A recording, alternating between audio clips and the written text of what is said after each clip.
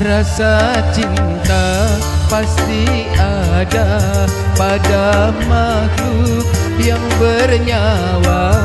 Sejak lama sampai kini tetap suci dan abadi, takkan hilang selamanya sampai datang akhir masa.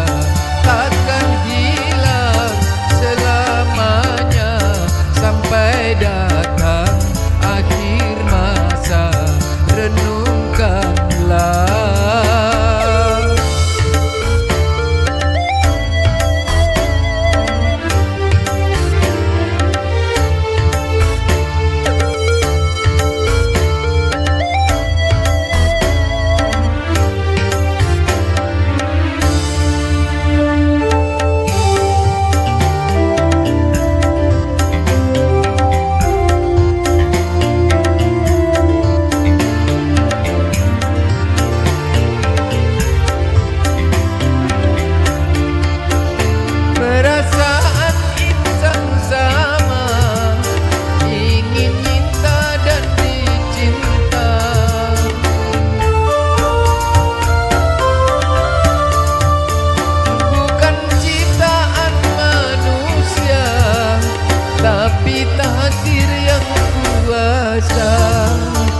Janganlah engkau pungkiri segala yang Tuhan beri.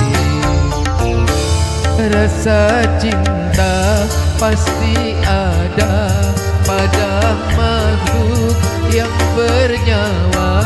Sejak lama sampai kini tetap suci dan abadi, takkan hilang selamanya sampai datang akhir masa. Takkan hilang selamanya sampai datang akhir masa. Renungkanlah.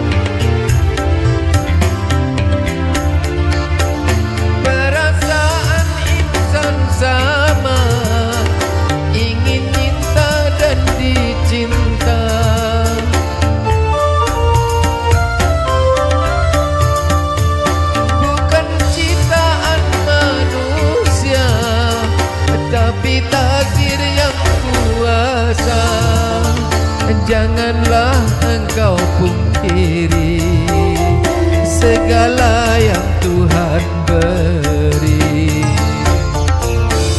Rasa cinta pasti ada pada makhluk yang bernyawa.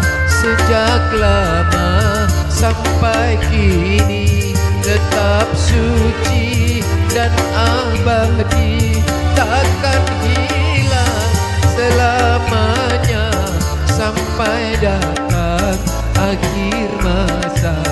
Takkan hilang selamanya sampai datang akhir masa.